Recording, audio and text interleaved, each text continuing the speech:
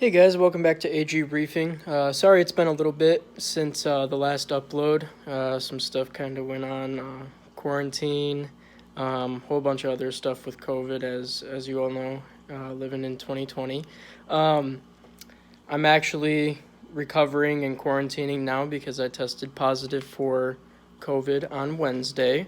So I thought I'd just give you guys a quick little update. So, as you guys saw in my first video, we went ahead and touched base on the 300 watt Relisea reef lighting review and kind of just went over my budget build, what I wanted to get out of it, and that sort of stuff. So, I just wanted to touch base, show you guys all the new additions, show you the light itself and how it's producing coral growth wise and just overall tank success. So if we go ahead and jump right into this, we've got the 20-gallon high.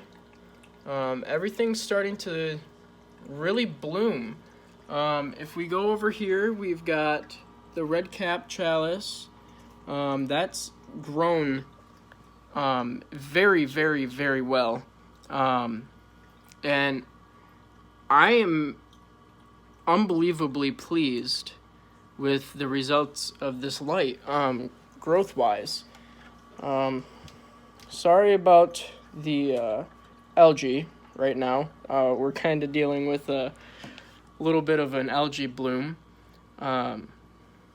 Just kind of one of those things. Detritus is an algae that,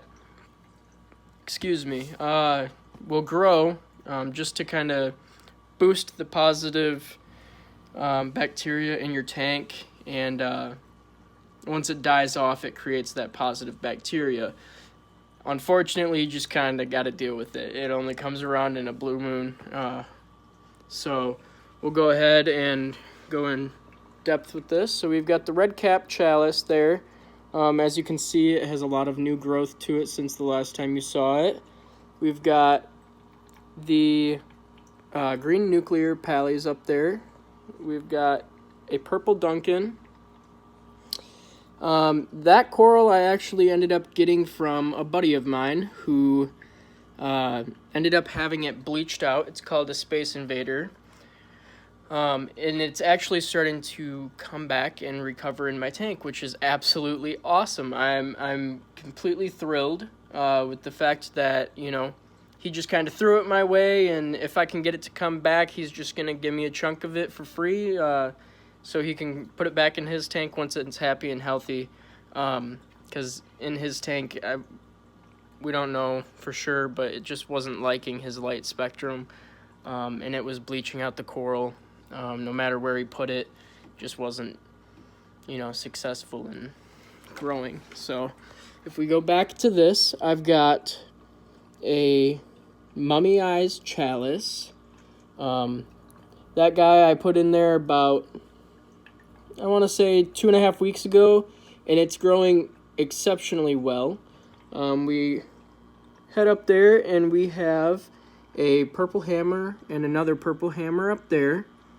Both of them are doing really good. The green purple hammer, that one actually split off and now has 2 heads. It was one head when I put it in there, so that was really cool. We've got our green finger leather and red war coral. The red war coral has about 7 new eyes on it. And when I originally got it, it was, I want to say 2, maybe 3 heads. So overall, that's doing really well. We come over here and we've got the golden eagle eye zoas over here, which are starting to take over that rock. Overall, really good, fast growing. We've got our toadstool, which is doing magnificent. I've got a sour apple bird's nest that's starting to grow up here on the rock. Yes, softies and SPSs should not be anywhere near each other, but I can go ahead and move that toadstool anytime I need to if it starts to grow to the point where, you know, they're gonna start to have a problem and the SPS is gonna start to sting the soft coral. And then if you can see it, I don't know if you can or not, we've got over there an orange and yellow jack-o'-lantern chalice. So we've added quite a few new corals. Everything seems to be doing super happy with this light. I'm unbelievably surprised. Like I said in my first video, it was a whopping $87. And, you know, just like your Radions and Kessels and your Reef Breeders, you're going to go ahead and spend roughly about $300 to $700 on each one of those brands for lighting, and that's quite expensive, especially if you're really getting or just starting to get into it and you're not really sure if you want to go ahead and spend that much money on lights. That can be kind of scary and kind of intimidating for people that are new to saltwater, and that's what I feel kind of deters people from trying to do this sort of hobby, is because of the expense of the lighting and the filter and everything set up. I have maybe spent a total of $400 in setup costs for this tank, and it is ridiculous. Everything's super happy. My water levels are right where they're supposed to be. The corals are growing an insane amount.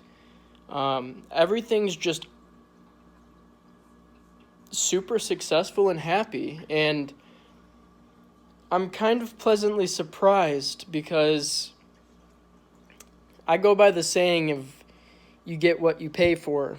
So when I bought this light, I wasn't expecting a whole lot. In general, I was kind of expecting to be able to sustain coral life, maybe not get the growth that I wanted, but this light is actually not only just sustaining the coral, but it's also growing it at an unbelievable rate. Like I said, my dad has a 220-gallon saltwater reef aquarium.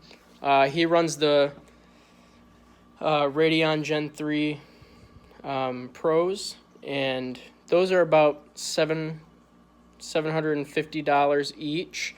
And you know, he said that this light is very, very similar with color spectrum. So the blues are very similar to those of the Radions with this light, and the whites are very similar. The only difference is that you just, like I said in the first video, you can't dial back the blues and the whites. So it's just either the full blue and white or full white. And that's only one downfall, but I personally like to run it on all blue, just because I like to see that neon color pop of the corals. And then I'm going to try to get a camera or a filter that I can go ahead and put over my camera lens so you guys can actually see the corals next time I upload a video. But hopefully with, you know, my recovery of COVID, being able to go out, get some water to do water changes, and be able to add some new coral to this tank, hopefully I'm able to go ahead and upgrade. I've got a 75-gallon waiting for me. I've got a 40-gallon waiting for me. I've got a 30-gallon waiting for me. And in all honesty, I want to start all of those tanks. It's just kind of one of those things where, you know, right now I can't go to the store. I can't leave the house. I can't be around people. So therefore, I'm just kind of in a waiting zone at this point. Can't even go to work. So I hope everyone is staying safe through this pandemic time and these crazy times where COVID numbers are jumping up and are super high right now.